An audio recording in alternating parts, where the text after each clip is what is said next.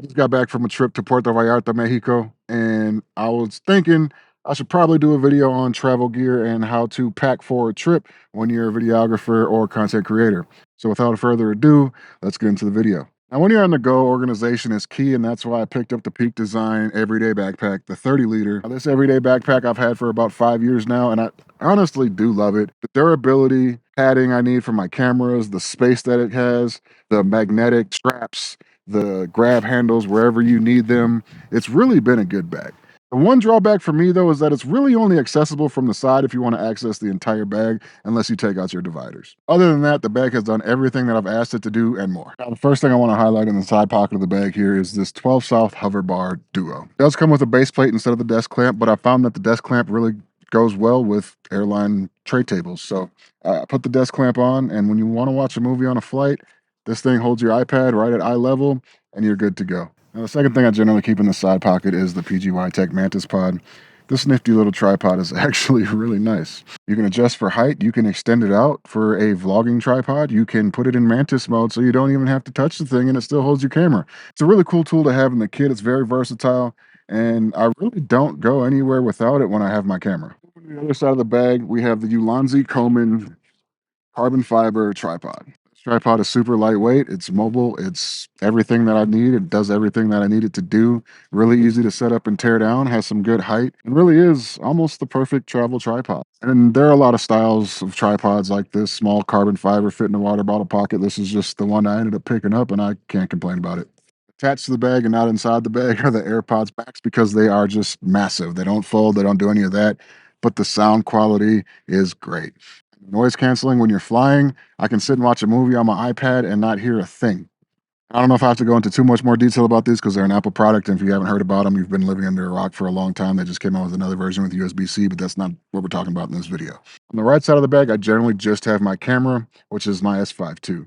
I generally keep it vertical in the bag, so it takes up the entire side of the bag, but it makes it really easy to reach in and grab it and stick it back in when I don't need it anymore. I normally travel with 3 lenses, and I know that can be a lot, but starting off, we have the Sigma 16 to 28 2.8.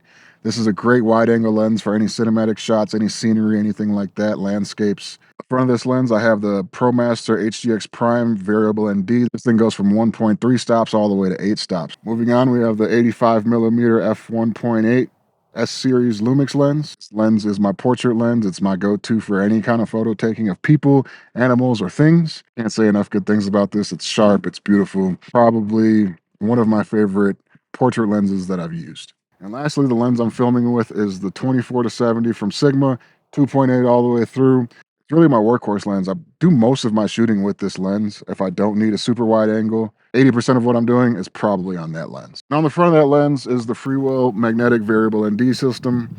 The system is fast, the system is efficient, and the quality of the image coming out of it with these NDs is perfect. Made it to the airport, and this is probably a good time to talk about the microphone that I'm using right now, which is the Rode Wireless Pro. Now, I had the Rode Wireless Go 2 before this, same style system, 2.4 gigahertz, great range, great sound. But the difference is this has 32-bit float onboard recording. So if the audio gets messed up, if there's any interference or anything wirelessly, you can record right into here for like 8 hours or something like that. And you get the 32-bit float, which makes it so if you're too quiet, you can turn it up and not have any issues, or if you're too loud, you're not going to peak. And not peaking really can save your audio, because if you're peaking in here, that means no matter how you adjust your audio in post, your audio is just going to be garbage. And you know you can't have great video without great audio, so this is a must. Moving on to my shotgun microphone, this is the Sennheiser MKE400. This microphone replaced my Rode VideoMic Pro Plus, which is also a great microphone, but the compactness of this one on top of your camera really makes a difference, especially when you're trying to pack everything into a bag when you're traveling. And you want to be able to maximize your bag, so having this smaller form factor really is nice to be able to just throw it in the bag and find a little spot for it to live.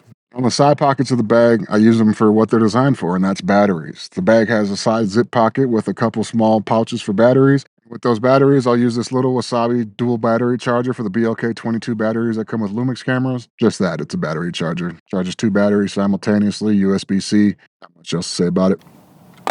All right, moving on from the camera gear, I have the Peak Design Tech Pouch. Now, this tech pouch is kind of my go-to bag for all of my little tech accessories, hence the name.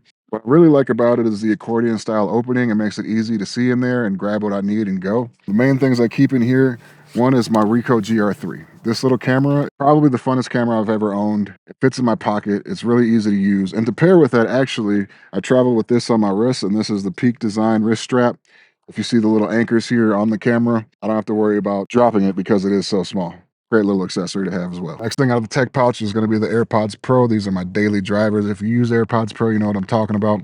Wrapped in this slick little ESR case. It's a sticky case that goes on it, but it locks when you shut it. So you don't have to worry about your AirPods opening up when you drop it and them flying all over the place because believe it or not, I've had some that got run over because I dropped the case and they flew 10 feet that way. Power, we have this Ugreen 100-watt 4-port fast charger. This little guy is nice and compact. It has 100 watts, so it can charge my MacBook, it can charge my iPad, it can charge my phone, it can charge the batteries for the camera, it can charge the GR. Anything that you want to bring with you, this little thing can charge. And I can't say anything negative about it because I've been using it for the past 3-4 years and it's done its job.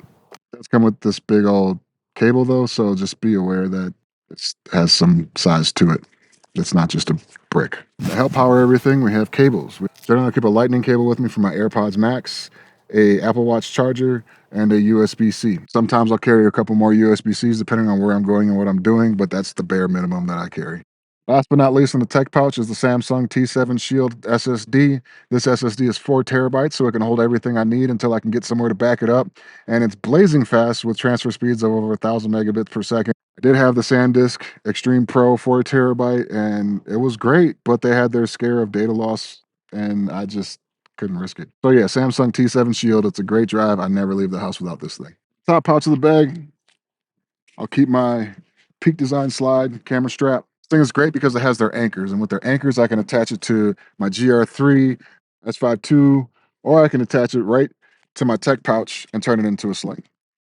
You know, to do this on the go when you're traveling is a lot more convenient than having to carry this thing around all the time. Like, this is one of the most underrated things about this tech pouch is that it doubles as a sling bag without having to carry an extra sling bag. Moving along, we have the iPad Mini 6, and this is probably the most underrated tech device on the planet, if you ask me. Yes, it doesn't have the processor. Yes, it doesn't have the greatest screen.